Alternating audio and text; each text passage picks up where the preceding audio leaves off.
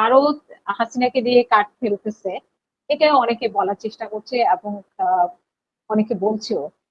সেটা আপনার থেকেও শুনতে চাই যে আপনিও সেটা মনে করেন কিনা, বাংলাদেশের যে পররাষ্ট্রনীতি, বাংলাদেশের সাথে ভারতের যে সম্পর্ক এখন এই টার্ম কার্ড, যদিও সিনহা ভাই তিনটি কথা উল্লেখ করেছেন এবং অনেক পত্রিকায়ও আমরা আহ, শুনেছি যে তিনটি কার্ড ব্যবহার এবং ভারতের হাতে আছে এখন বাংলাদেশকে শিক্ষা দেওয়ার জন্য, বিশেষ করে হাসিনাকে ভালোভাবে ব্যবহার করছে কার্ড হিসেবে।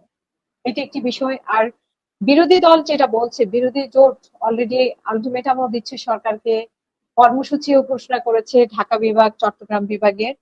তো আপনার কাছে কি মনে হয়, এবং সরকারকে হটানোর জন্য এই যে আলটিমেটাম গুলো বা এই কর্মসূচি গুলো একটু কি তাড়াতাড়ি হচ্ছে কিনা, সরকারকে আরেকটু সুযোগ দেওয়া উচিত ছিল কিনা বলে আপনি মনে করেন কিনা? আসলে তাদের মানে শুধুমাত্র বিদ্যুৎ, গ্যাস, তারপরে দ্রব্যমূল্য, এই তিনটি ইস্যু নিয়েই 5 মাস 6 মাসের মধ্যে সরকার হটানোর জন্য বা সরকারের বিরুদ্ধে রাস্তায় নামতে পারে।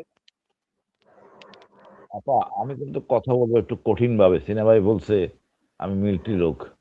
আমি যেহেতু ভারতকে ঘৃণা করি, আর আমি ব্যক্তিগত ধারণ করি আমি 20 কোটি জনগণ, এটা এক জাতির, পৃথিবীর কোথাও নাই। এটা আমাদের বিশাল শক্তি। এই 54টা বছর ভারত আমাদের নির্যাতন করতে, নিপীড়ন করতে, যা খুশি আওয়ামী লীগ করছে, সব ভারতের প্রেসক্রিপশনে। আমরা বোঝার চেষ্টা করেন কেমন করে করছে। আমাদের ডিজিএফআই এর পর পর কয়েকজন জেনারেল ভারতে আশ্রিত, এটা তো সব ভারতের কাজ করতেছে। তো ভারত ভারতের কাজ করুক, এরা এত না, এত কিছু থাকার পরেও, মানে আপনি চিন্তা করেন পৃথিবীর এত বড় শক্তিশালী কেউ নাই, ছিল না। ট্রাম্পেরও সমালোচনা করা যায়, হাসিনার সমালোচনা করা যাইতো না। এবং এই হাসিনা কি করে নাই, এবং তার শক্তি কতখানি ছিল ভাবেন আপনি। এই শক্তি থাকার পর সে পলায়ে গেছে। সে তো ফিরে আসার কোনো কায়দা নাই। যত গান গাক যা কিছু বলুক, সে নিজেও বুঝতেছে, আসতে পারবে না। তার সেই সৎ সাহস নাই। শহীদ জিয়া মারার পরও তো সে পলায়ে গেছে, সীমান্তে আটক হয়েছে। এখন মনে করেন তারেক জিয়া আসতে বললো, হাসিনা আসবে না। তার যে সামর্থ্য নাই, শক্তি নাই, তারা ঠেকায় রাখবে। আমি অন্তত যাবো, হাসিনা আসলে আমি মারা যাবো, ওর মারার জন্য আমি যাবো। এই আওয়ামী লীগকে আমরা ছেড়ে দিব না। এই ক্ষেত্রে যে বিচার হয়েছে, বিচার তাকে মানিয়ে নিতে হবে। যত শক্তি বড় লাভ নাই, সেটা ফ্যাসিস্ট। তার বাপ একটা ফ্যাসিস্ট, আওয়ামী লীগ ফ্যাসিস্ট। আপনি চিন্তা করে বোঝার চেষ্টা করেন রক্তটা কোন পর্যায়ে। ঘোষণা দিয়েছে শহীদ জিয়া, তাকে বানাইছে পাকিস্তানের গুপ্তচর, তার বীরুত্তম খেতাব নিয়ে নিছে।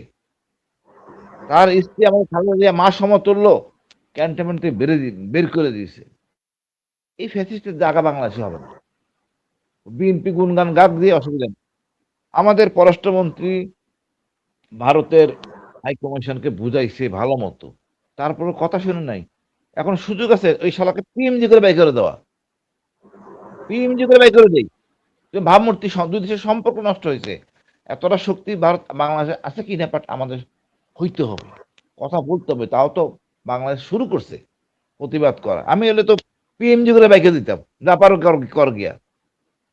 কি করবে? আমি তো বিনা পয়সা কিছু নিই না ভারত থেকে, পয়সা দিয়ে কিনি। ভারত না দিলে চীন থেকে নিব, বার্মা থেকে নিব।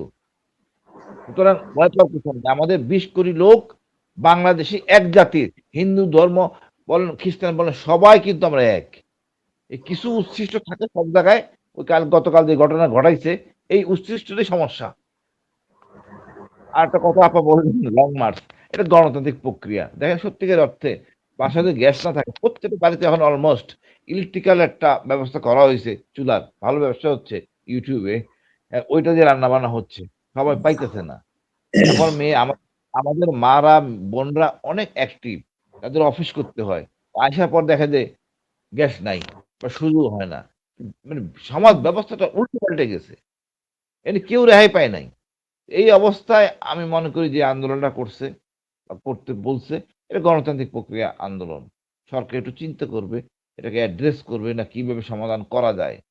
আজকে বলতেছিল সিনেমাই, না কে বলতেছিল, না ইয়া বলতেছিল শাহরিয়ার, যে আপনি গ্যাস তেল দিচ্ছেন যাদেরকে, তারা আওয়ামী লীগের লোকজন, তারা এখনো সেইভাবে আছে। আপনি নতুন কোনো অপশন খোলেন নাই, খুলতে তো হবে। আমি তো টাকা দিয়ে কিনতেছি, আপনার সমস্যাটা কোথায়? এখন এইসব বুদ্ধি দিবে উপদেষ্টারা। উপদেষ্টা কারা কারা দেখেন আপনি, এইসব উপদেষ্টা কি বুদ্ধি দিবে? আপনি মুক্তিযুদ্ধ একটা বড় একটা সেন্সিটিভ জিনিস, এখানে কি ভুলটা করছেন? আর আমি তো ব্যক্তিগতভাবে মুক্তিযুদ্ধ মন্ত্রণালয়ের দরকার নাই তো। তার কাজটা কি? পরিধি কাজের। একটা মন্ত্রী পালার দরকার আছে নাকি? এটা একটা হুম। জাস্ট একটা বিভাগ হইতে পারে বড়জোর। অধিদপ্তর হইতে পারে। এটা মন্ত্রণালয় মন্ত্রীর ফাইজলামি। আমার দেশে এত টাকা নাই মন্ত্রী পালার জন্য। এত টাকা নাই আমাদের মন্ত্রী পালার। এই কিছু মন্ত্রী দরকারই তো নাই। আমার মন্ত্রী মুক্তিযোদ্ধা প্রতিদিনই মারা যাইতেছে। কমে যাচ্ছে সংখ্যা।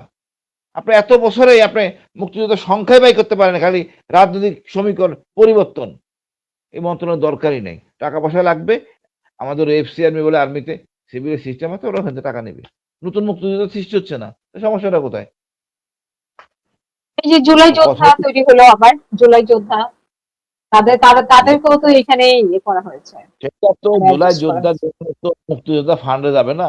বিভিন্ন একটা খাত থাকবে, একটা অধিদপ্তর থাকবে। যদি সরকার চিন্তা করে সেটা তো চিন্তার গড়িমসি করতেছে।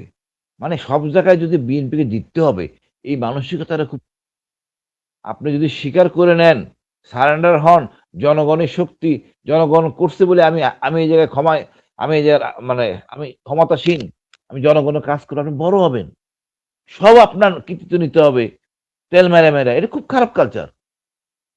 ওই দিন নাই এখন সুলতান সুলেমানের দিন যে তেল মারবে সবাই। নো, এখন আপনি সারেন্ডার করেন জনগণের কাছে। আমি দুঃখিত, লজ্জিত।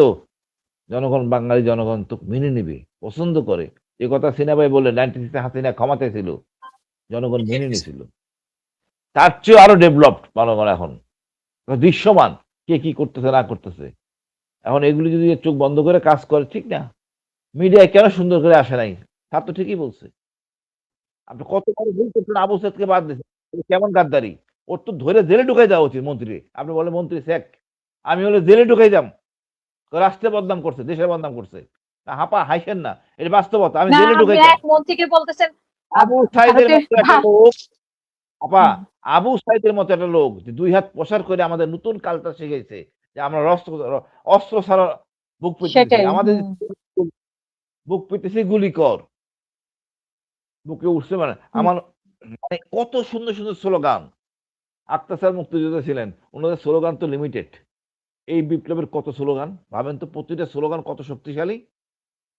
আমি মাঠে থাকছি দেখছি। এরা কতখানি, মানে এই জেএনজি গুলি মনে করতাম ফার্মের মুরগি। এটা আসলে ভেরি অ্যাক্টিভ। আমি বাইরে থাকি, বাসায় থেকে মেয়েরা মাঠে। অথচ এদেরকে ছোট করে দেখার কায়দা নাই। যার যে প্রাপ্য দেন, আপনি বড় হবেন। এই জিনিসটা আমাদের শিখতে হবে। আপা, আমার মনে হয় আমরা শিখি। না, অনেক আপনি শিখার যে আছে। এক মন্ত্রীকে বলতেছেন, মানে ভারতের হাই কমিশনার উনিও তো মন্ত্রীর পদমর্যাদায় ভুয়া আছে। কথা। তারে আপনি প্রেসিডেন্টের পদমর্যাদা বেতন দিয়ে পাঠান লাভ নাই। আমার কাছে দূতাবাস। ওই দূতাবাসের দায়িত্বপ্রাপ্ত লোক, কূটনীতিক, সিম্পল জয়েন্ট তো সেক্রেটারি। ইচ্ছে করলেই এটা কি ঠিক না? বাংলাদেশ বের করে দিতে পারে কিনা তাকে? কেন পারবে না? কেন পারবে না? সেটা আসার সময় তো ভুল করছে। আসার সময় কি বলছে? নদী, বাতাস, আকাশ এক হয়ে যায়। আরে হালার প্রত্যেকটা একশো নদীটা তো কাইটা দিছিস বান দিয়া। তুই একশো কোনো এক চল্লিশ নদীর জন্য, কোটি আর ২০ কোটি মিলে মানে এক মানুষ, হ্যাঁ, আমি একশো এটা ষাট করব না। কোটি ওই যে মানুষ। আমি বলি ওরা অখণ্ড বাংলা ভারত বলে, আমি অখণ্ড বাংলা বলি। বৃহত্তর বাংলা বলি। কোনো আপত্তি নাই হুম, তো। বলতে তো অসুবিধা নাই। তারা বলতেছে, আমরা বলতেছি। দেখি কতদিন বলতে পারে। ওরা তো গাদ্দার জাতি। ওরা হলো গিয়া হুম। সুভাষ বোসের অনুসারী। সুভাষ বোসের অনুসারী হইয়া এই সুভাষ বোসের ভয়ে ব্রিটিশ চলে গেছে। কিন্তু এরা ভারতের দাসপ্রথায় মিলে গেছে। ভারতকে এখন যে নতজানু হয়ে আছে। গায়ের মধ্যে হিম্মত নাই, হুম। রক্ত নাই।